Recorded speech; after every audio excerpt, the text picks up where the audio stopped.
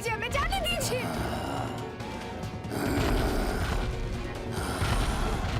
कोई बचाओ हमें। अब तुम्हारा विवाह मुझसे ही होगा राजकुमारी। जैसे दानव सोन प्रभा की बारात में बिन बुलाए आ गया, वैसे तू मेरे जीवन में आ टपका है। तुझसे तो वो राजकुमार अच्छे हैं जो तीनों एक हो गए, अपनी अकेली दुल्हन को बचाने के लिए चल पड़े।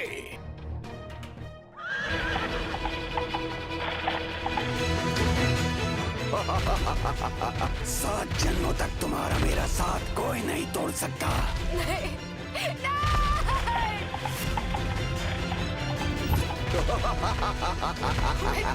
छोड़ दो, छोड़ो हमें।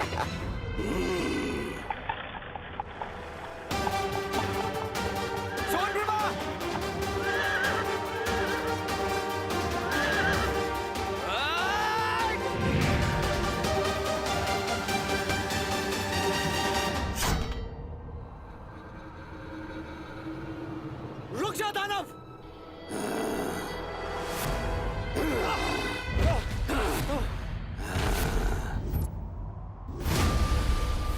सोन प्रभा, हम आ रहे हैं।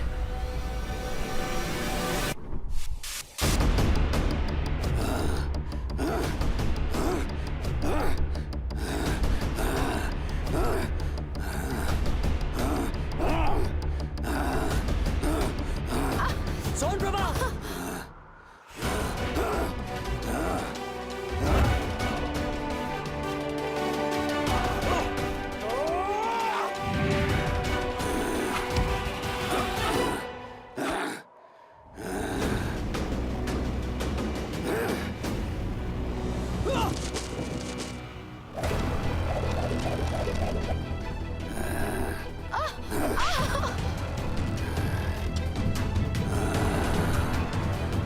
दानव, हम तुम्हें छोड़ेंगे नहीं।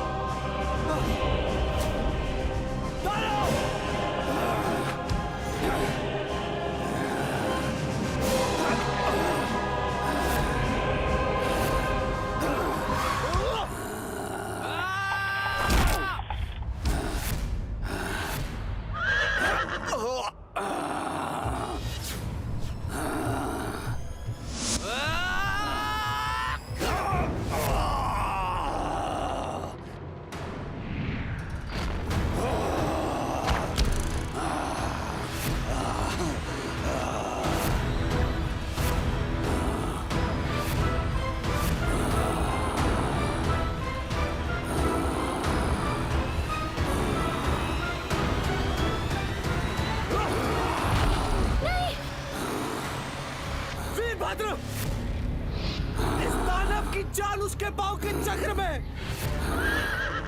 उसके चक्र को भेद डालो। अवश्य। ये लो। वीरभद्र, आ जाओ।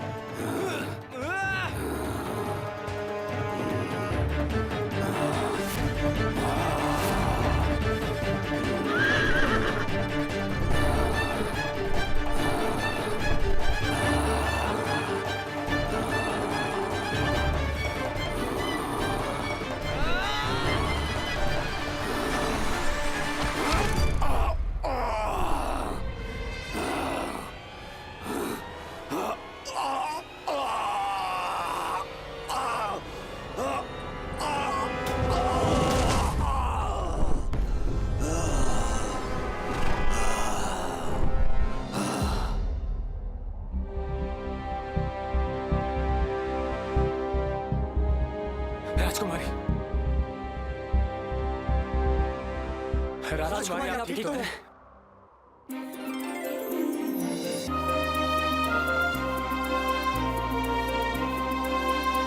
राजा विक्रमादित्य, मैंने सुना दी तुझे सारी कथा। अब बता, किससे विवाह करेगी राजकुमारी सोन प्रभा? राजा सूर्यकांत से, वीर योद्धा वीर भद्र से, या कविराज पुष्कर जी से? जानता हूं प्रश्न कठिन है। तीनों राजकुमार गुणी हैं। तीनों का प्रेम बातों से नहीं है, बल्कि अपना जीवन संकट में डालकर राजकुमारी का जीवन बचाया है। तो अब तोड़ अपना मौन और बता वो है कौन, जिसके गले में पड़ेगी सोन प्रभा की वरमाला।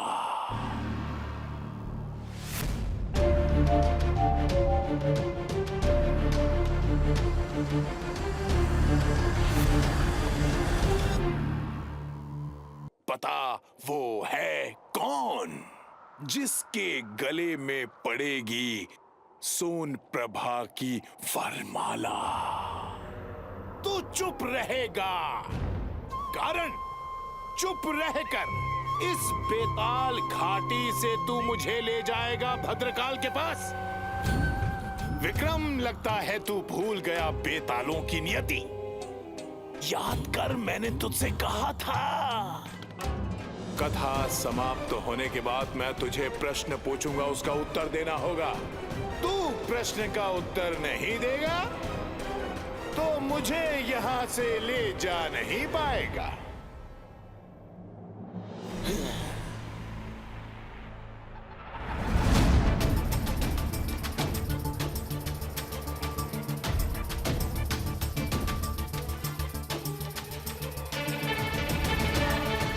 यही है हम बेतालों की नियति।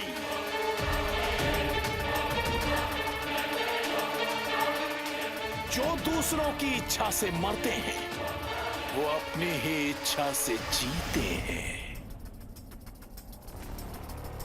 बोल, नहीं तो यहीं रह जाएगा घूमता घूमता गोल गोल। सोच क्या रहा है विक्रम? सुबह होने को है। सन्यासी ने कहा था हमें सूर्योदय से पहले बेताल घाटी से निकलना होगा। बोल बोल बोल, नहीं तो घूमता रहेगा यहीं गोल गोल गोल।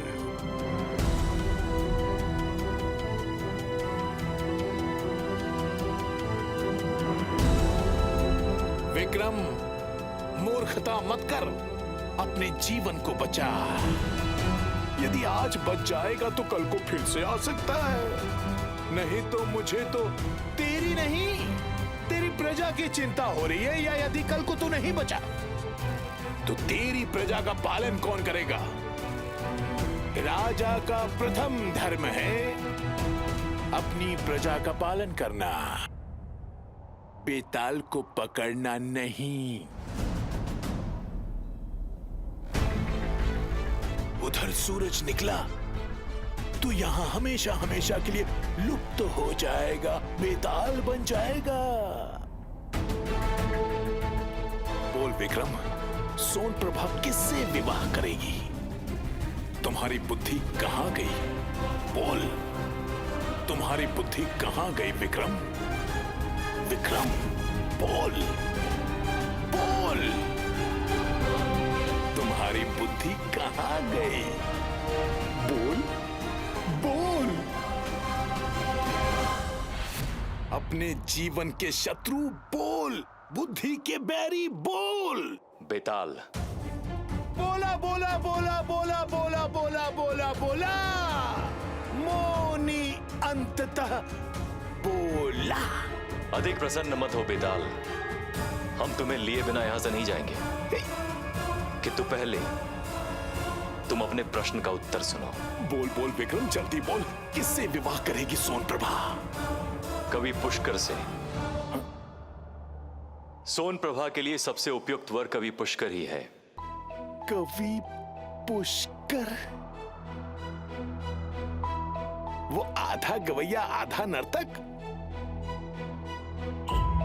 उसमें ऐसा क्या है जो सोन प्रभा उससे विवाह करेगी? सूर्यकांत को देख, उसके पास उड़ने वाला अश्व है। तो ये तो अश्व की विशेषता हुई ना बेताल। और वीरभद्र?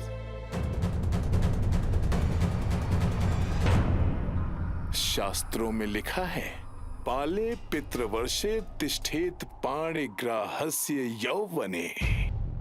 अर्थात स्त्री को बचपन में अपने पिता के अधीन और युवा होने के बाद हाथ ग्रहण करने वाले पति के अधीन रहना चाहिए, क्योंकि वे ही उसकी रक्षा करते हैं। तो तू ही बता विक्रम, सोन प्रभा की रक्षा वीरभद्र से अच्छी और कौन कर सकता है?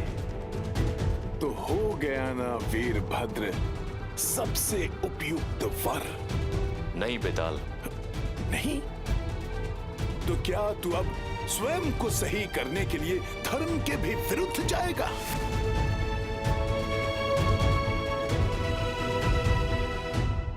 धर्म से बड़ा होता है जीवन बेताल। और जीवन का धर्म यह कहता है बेताल कि एक स्त्री को ऐसे पुरुष के साथ विवाह करना चाहिए जो उसे स्वतंत्रता पूर्वक जीवन जीने का अधिकार दे। और सोन प्रभा को यह अधिकार केवल कवि पुष्कर ही दे सकता है। तू सम्राट है या कवि? कवि पुष्कर के बारे में तू इतने विश्वास से कैसे कह सकता है? इसलिए क्योंकि हमने इस कथा को बड़े ध्यान से सुना है बेताल, और हम जानते हैं कि तुमने हमें पूरी कथा सुनाई ही नहीं।